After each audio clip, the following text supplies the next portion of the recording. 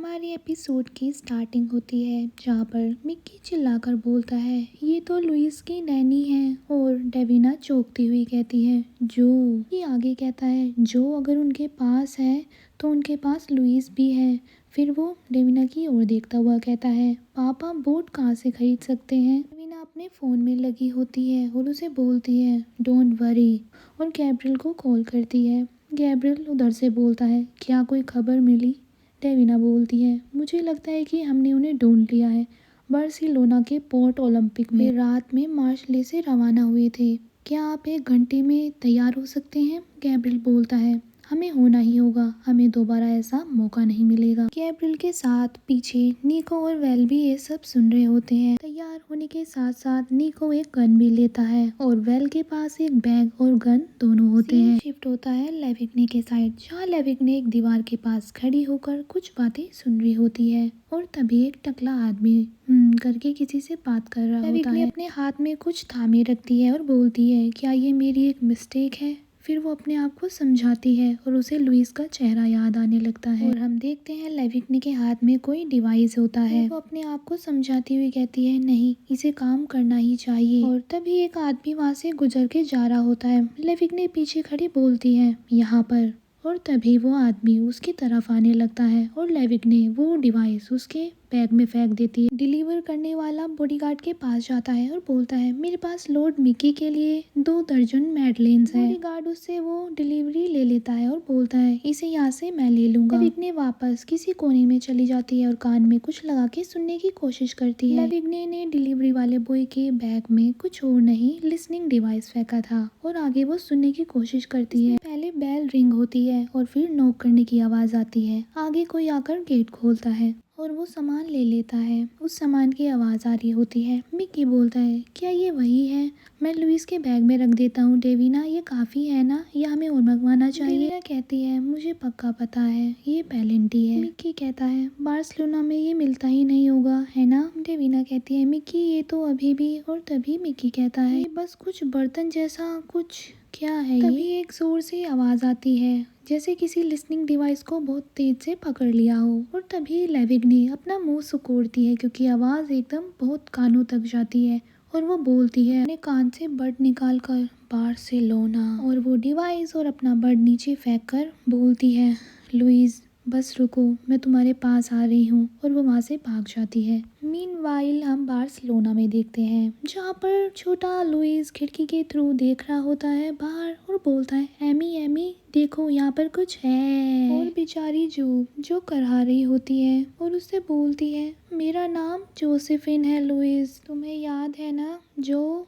और तभी लुइस खिड़की से नीचे आता है और उसके पास खड़ा होकर बोलता है हाँ। जो को चक्कर आ रहे होते हैं वो अपना सर पकड़ती हुई कहती है तुमने कुछ देखा। तभी लुइस कहता है वापस खिड़की पर खड़े होकर 2 बच्चे आइसक्रीम खा रहे हैं, क्या मुझे भी मिल सकती है। जो बोलती है अभी सब चीज़ों का फैसला करना मेरे हाथ में नहीं है। लुइस बोलता है ओ सही कहा, मैं उन लोगों से पूछूंगा। जो उसे सख्ती से कहती है उन बैड गाइस से आइसक्रीम के बारे में मत पूछना, बस शांति से बैठे रहो हम ठीक हो जाएंगे। जो आगे घबराती हुई उसे बोलती है हे चिंता मत करो तुम्हारी मम्मा हमें यहाँ पर लेने आएंगी। लुइस दुखी होकर कहता है क्या होगा अगर वो हमें ढूंढ नहीं पाई। और ये सुनकर तो जो उसे अपने गले लगा लेती है कहने लगती है याद है ना किडनैपिंग के बारे में हमने बात की थी, मैडम उन्हें वो दे देंगी जो वो चाहते हैं और वो हमें छोड़ देंगे। लुइस कहता है क्या होगा अगर मम्मा के पास वो चीज ही ना हो जो उन्हें चाहिए। जो कहती है तो वो कहीं ना कहीं से उसे ढूंढ कर लाएंगी। लुइस कहता है हाँ और उसका ध्यान खिड़की की तरफ होता है। वो कहता है ओके और वो बाहर की तरफ देखता है और वो बोलता है देखो एक डक। और सामने हम देखते हैं एक डक बैठी होती है। डक को देखकर वो भी खुश लग रहा होता है और वो बोलता है अगर मिक्की यहाँ होता तो वो क्या करता। और तभी सीन शिफ्ट होता है, हमें वही डिलीवरी वाला बैग दिखता है और कुछ टूटा हुआ सामान नीचे पड़ा होता है एक कागज के साथ। वो लेविग्ने का वही लिसनिंग डिवाइस होता है जो उसने डिलीवरी बॉय के थ्रू अंदर पहुंचाया था। और मिक्की घबराता हुआ डेविना के पीछे आ जाता है और बोलता है अब हम क्या करेंगे। लेकिन ये तो एक जासूसी वाली बात है ना, पिछली बार ऐसा कुछ हुआ था तो आप नाराज हुई थी। डेविना जो अपने ख्यालों में खोई है उसे घूरते हुए मन में कहती है मैं अपनी यूनिफॉर्म के ऊपर बैट लगा सकती हूँ कि वो सेम अपराधी है लेविक ने बहुत ज़्यादा प्रोएक्टिव लेडी है इस केस में, क्या मैं उसको ब्लेम कर सकती हूँ? और तभी पीछे से आवाज़ आती है गैब्रियल के आने की और वो कहता है निकलने के लिए तैयार हो जाओ। डेविना ये सुनकर एक स्माइल के साथ मिक्की से कहने लगती है, मिक्की एक बार फिर चेक कर लो लुइस को, और कोई चीज़ की ज़रूरत तो नहीं पड़ेगी। मिक्की तो ये सुनकर रूम से भाग जाता है और बोलता है मैं अभी आया चेक करके। गैब्रियल मिक्की को भागते देख डेविना को बोलता है डेविना, और तभी डेविना आगे बताती है उस लिसनिंग डिवाइस को देखती हुई, हमारे पास एक प्रॉब्लम और हो सकती है। गैब्रियल बोलता है किससे, और वो लिसनिंग डिवाइस को देखता है और डेविना कहती है शायद लेविग्ने से। अगर वो नज़र रख रही है हम पर तो उसने पेटिस्ट्री दुकान के बैग को पहचान लिया होगा जहाँ हम अक्सर जाते हैं। गैब्रियल बोलता है क्या उसने हमारी सारी बातें सुन ली होगी, और तभी वो डेविना के करीब आ जाता है और डेविना बोलती है ये मान लेना चाहिए कि उसे बार्सिलोना के बारे में पता चल गया है। गैब्रियल कहता है तो फिर वह वहाँ पर पहुँच जाएगी। डेविना कहती है लेकिन एक दोस्त की तरह या दुश्मन की तरह। तभी गैब्रियल बोलता है शायद मिक्की को यहीं रुक जाना चाहिए। ये सुनकर डेविना कहती है नहीं। गैब्रियल बोलता है नहीं। डेविना आगे बोलती है मैं उसे अपनी नज़रों से ओझल नहीं होने दूंगी जब तक लुइस नहीं मिल जाता। गैब्रियल बोलता है हम तुम्हारे बिना भी उस लड़के को बचा सकते हैं। डेविना कहती है ये तो वक्त ही बताएगा। वो फोन गैब्रियल को दिखाते हुए कहने लगती है मेरे कॉन्टेक्ट ने ही उसे ढूंढा है, अगर बार्सिलोना में कुछ भी बदलता है तो सबसे पहले मुझे पता चलेगा। ये सुनकर गैब्रियल उसका हाथ पकड़ लेता है और उसके क्लोज आकर कहता है तुम सेफली यहाँ रहकर भी सिचुएशन को मॉनिटर कर सकती हो, तुम साथ आने के लिए इतना जिद क्यों कर रही हो। डेविना बोलती है जब तक ब्रिक्सों को रोका नहीं जाता तब तक कहीं भी सेफ नहीं है, हमें एक दूसरे के आसपास ही रहना होगा। ये सुनकर गैब्रियल उस पर प्रेशर बनाता हुआ आगे कहता है ताकि मैं मिक्की को प्रोटेक्ट कर सकूं, या इसलिए ताकि तुम मुझे प्रोटेक्ट कर सको। डेविना घबरा जाती है और बोलती है मैं क्या। गैब्रियल ये बोलकर उसके और करीब आ जाता है और कहता है क्योंकि हम दोनों जानते हैं मेरे बेटे को प्रोटेक्ट करने के लिए तुम्हें किसी की भी ज़रूरत नहीं है। और वो डेविना से प्रेशरली आगे बोलता है क्या तुम्हारी प्रायोरिटीज़ चेंज हो गई है। डेविना ये सुनकर ब्लश करती है और थोड़ी अनकंफर्टेबल होकर अपना फेस दूसरी तरफ कर लेती है और बोलती है ऑफ कोर्स नॉट। और वो अपनी आंखें बंद करती है और मनी मन सोचती है वह गलत है, ये उसकी वजह से नहीं है, मैं मुझे डर है कि सेफ होने का मतलब एक दूसरे से बहुत अलग है। और गैब्रियल जो ब्लश कर रहा होता है और उसे देख भी नहीं पा रहा होता, और वो बोलता है मेरी पहुंच के भीतर लेकिन मेरी पकड़ से बाहर। उसका साफ साफ कहने का मतलब यही होता है उसे पास तो रखना चाहता है लेकिन वो ये भी जानता है कि वो उसे कंट्रोल नहीं कर सकता। और ये सुनकर तो डेविना का रिएक्शन ही कुछ अलग होता है, उसकी सांसें थम सी जाती हैं और वो ब्लश करने लगती है, पर उसके अंदर तूफान मच रहा होता है। तभी गैब्रियल उसके कान के क्लोज आता है और झुककर उसकी तरफ कहने लगता है ठीक है ऐसा ही सही, लेकिन मैं उस रात के बारे में अभी तक नहीं भूला। और डेविना जो टमाटर की तरह ये सुनकर लाल हो जाती है और बहुत ब्लश कर रही होती है और मुड़कर बोलती है गैब्रियल। और गैब्रियल जो जाने लगता है और कहता है हम इस बारे में बात करेंगे जब तक ये खत्म हो जाएगा। और गैब्रियल वहाँ से चला जाता है और डेविना जो ब्लश कर रही होती है और अपने पिछले ख्यालों में खो जाती है और अपने सर को पकड़कर बस सोचने लगती है वो रात, मुझे ये उम्मीद ही नहीं करनी चाहिए थी, ये सब बेकार था कि वो भूल जाएगा। मैंने उस रात अपना असली रूप उसे दिखा दिया था, लेकिन उसका ऐसा ही सही कहने का मतलब क्या था। और वो पीछे से खड़े गैब्रियल और मिक्की को देख रही होती है और ब्लश करते हुए आगे सोचती है हमें से कौन किसे खुद से दूर रख रहा है। सीन शिफ्ट होता है उसी इवनिंग में जहाँ पर जो बोट में खड़ी होती है और बोलती है ये इतनी ज़्यादा क्यों हिल रही है, जबकि ये बोट कहीं जा भी नहीं रही है। और उसे दोबारा वो मीटिंग होने लगती है और तभी पीछे खड़ा प्यारा लुइस बोलता है और वो रुक जाता है, फिर बोलता है मेरा मतलब जो। ये सुनकर जो बोलती है और आगे कहता है लुइस क्या तुम ये विंडो तोड़ सकती हो। और वो विंडो के पास जाता है। ये सुनकर तो जो थोड़ी घबरा जाती है और वो बोलती है ये शक की बात है, लेकिन क्यों। लुइस कहता है वो गंदे लोग हमारे ऊपर वाले फ्लोर पर हैं, अगर हम ये विंडो खोल देते हैं तो हम सुन सकते हैं कि वो लोग क्या बातें कर रहे हैं। तो थोड़ी नर्वस होके कहती है मुझे पक्का नहीं पता कि ये कोई अच्छा आइडिया होगा, अगर उन्होंने हमें पकड़ लिया जासूसी करते हुए तो वो गुस्सा हो जाएंगे। ये सुनकर लुइस उदास हो जाता है और सांस छोड़ता है। मुझे पता था अगर मिकी यहाँ पर होता तो वो कोई रास्ता ढूंढ लेता जासूसी करने का। वो मिकी को याद करता हुआ कहता है वो हमेशा जानता है उसे क्या करना है। और ये सुनकर जो हिचकी लेती हुई अपने मुंह को बंद करती है क्योंकि उसे वोमिटिंग का मन हो जाता है। और वो बोलती है प्लीज अच्छा होगा कि वो नाव को और ज्यादा ना हिलाएं। और ये सुनकर लुइस उसे पीछे की तरफ देखता हुआ कहता है लेकिन बोट तो हिल रही है। और जो बोलती है प्लीज मुझे याद मत दिलाओ। और वो वोमिटिंग करने लगती है। मुंह पर उंगली लगाता हुआ उसे कहता है चुप रहो, मुझे आवाज आ रही है बाहर से। और हम बाहर की साइड देखते हैं किडनैपर कुछ बातें कर रहे होते हैं। लुइस सुनने की कोशिश करता है पर उसे कुछ समझ में नहीं आ रहा होता है। बस उसे सारी बातों में एक आवाज आती है एंजलिनी। और ये सुनकर तो वो जो की तरफ देखता हुआ कहता है उन्होंने अभी मिकी का नाम लिया है। जो बोलती है क्या, उन्होंने क्या कहा? लुइस नर्वसली कहता है मैं नहीं जानता, उनकी स्पेनिश बहुत ज्यादा फनी है। जो घबराई हुई कहती है स्पेनिश नहीं है ये गलेशियन है। और जो भी उनकी बातें सुनने की कोशिश करती है। और लुइस आगे कहता है क्या तुम उन्हें समझ सकती हो? जो आगे कहती है कुछ छोटे समय के लिए मैंने डेट किया था एक ब्राजील की लड़की को, ये इतना काफी नहीं है और मैं इतनी अच्छी नहीं हूँ। और वो ट्राई करती है थोड़ा समझने की। और वो नर्वस होकर कहती है उनका बॉस आ रहा है और ये किसी तरह के सौदे की बात कर रहे हैं। लुइस दिमाग लगाकर कहता है शायद मिकी हमारे लिए कोई सौदा कर रहा है। मैं उम्मीद करता हूँ कि वो कैप्टन फेदर को दाव पर ना लगाए।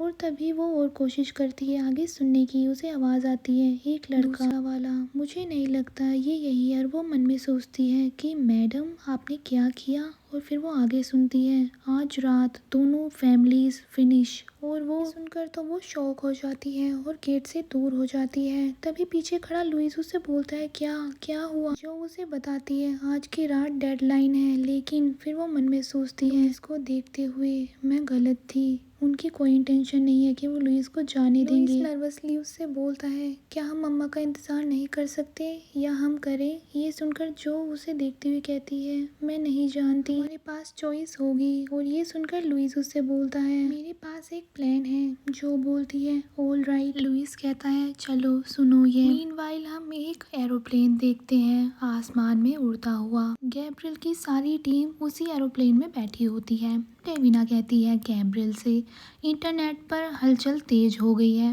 गैब्रियल कहता है असली इंटरनेट पर या तुम्हारे वाले सीक्रेट इंटरनेशनल बेबीसिटर नेटवर्क पर? डेविना गैब्रियल की तरफ मुंह बनाती हुई कहती है पहले वाले पर। बार्सिलोना में एक बड़ी डील की होने की रमर गर्म है। गैब्रियल कहता है उसकी ओर देखकर लेविक नहीं। डेविना कहती पक्का वही होगी। गैब्रियल आगे कहता है लेकिन उसके पास सौदा करने के लिए है क्या? तभी पीछे से मिकी की आवाज आती है कि तुम इसमें बहुत ज्यादा गंदे हो। और तभी हम देखते हैं निको और मिकी खेल रहे होते हैं कार्ड्स। और गैब्रियल और डेविना उन्हीं को देख रहे होते हैं। उनके देखने का मतलब यही होता है कि वो मिकी को साथ लेके जा रहे हैं। यहाँ पर डेविना कहती है क्या हम किसी ट्रैप में फंसने जा रहे हैं? गैब्रियल बोलता है कोई ना कोई तो फंसेगा ही, वो सौदा कहाँ होने वाला है? डेविना आगे गैब्रियल को देखती हुई बताती है मिडनाइट को गोथिक क्वार्टर से दूर रहने का एक नोटिस जारी किया गया है। टैबलेट चलाता हुआ डेविना से आगे कहता है वो पानी से ज्यादा दूर नहीं है, मतलब बंदरगाह से। वो निश्चित रूप से उन्हें वहीं ले जा रहे होंगे या कोई प्लानिंग कर रहे होंगे। डेविना कहती है उनको क्या होगा अगर सिर्फ सौदा उनमें से किसी एक का ही हो? गैब्रियल थोड़ा घबरा कर कहता है अगर उन्हें अब जो की जरूरत नहीं रही तो? डेविना ये सुनकर थोड़ी गुस्से में तुरंत बोलती है ये बर्दाश्त नहीं किया जाएगा, हमें अलग अलग टुकड़ियों में बंटना होगा। दूसरी ओर बैठा हुआ एडम बोलता है ये कभी भी अच्छा आइडिया नहीं होता। और तभी वेल बोलती है वेपन साफ करते हुए तुम यहाँ क्या कर रहे हो, हमें तो किसी ड्राइवर की जरूरत भी नहीं है। तभी एडम बोलता है अपनी बुक पढ़ते हुए यहाँ पर प्रिटी फेस की भी ज़रूरत है। गैब्रियल आगे बोलता है निको, वेल और मैं गोथिक क्वार्टर जाएंगे और उस समय मुलाकात की जगह को ढूंढेंगे। ब्रिक्स तो वहीं होगा। निको बोलता है अपने कार्ड्स खेलता हुआ मैं अज्यूम कर रहा हूँ कि हमारी इंफॉर्मेशन सही है। पीछे वाली सीट पर बैठी वेल आगे मिक्की को देखते हुए कहती है अगर थोड़ा भी चांस है, अगर मिक्की इस डील का पार्ट है तो वो वहाँ नहीं रह सकता। ये सुनकर मिक्की चिढ़ जाता है और वो बोलता है मैं वहीं रहूंगा जहाँ पापा और वीना होंगी। डेविना मिक्की की ओर स्माइल करते हुए कहती है तुम मेरे साथ आ रहे हो, हम मरीना साइड जाएंगे और देखेंगे कि वो वहीं पर है या फिर उसमें कौन है।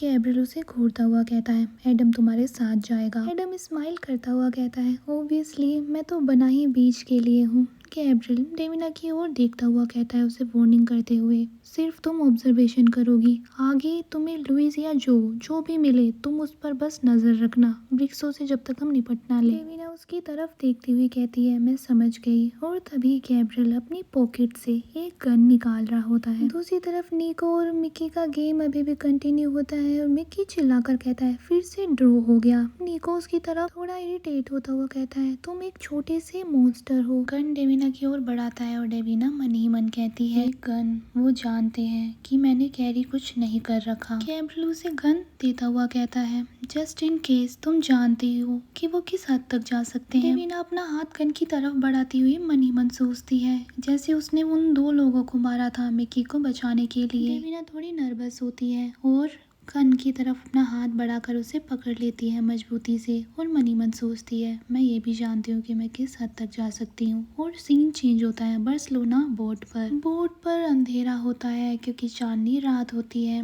और वहाँ पर सब पार्टी के मूड में होते हैं और एक आदमी बोलता है, बहुत अच्छा म्यूजिक है, और कुछ म्यूजिक चल रहा होता है और सब झूम रहे होते हैं। किडनैपर दूसरे किडनैपर से पूछता है क्योंकि एक क्लैश की आवाज आती है, कोई फोए। तभी एक दूसरा किडनैपर बोलता है, तू रिश्तास। वो आवाज किसी और चीज की नहीं, विंडो टूटने की होती है जो जू ने खुद ने तोड़ी थी। लुइस आगे खिड़की को देखकर कहता है, चलो हम चलते हैं। घबरा कर उसे देखते हुए कहती है, तुम बोट के कोने तक जाना, तुम ये कर सकते हो लुइस। और लुइस बोलता है, वो सारे स्विमिंग लेसन अब मेरे काम आने वाले हैं, है ना। जो उससे कहती है, लुइस मैं इस खिड़की से बाहर नहीं निकल पाऊंगी। लुइस कहता है, क्या आप खुद को थोड़ा छोटा नहीं कर सकती।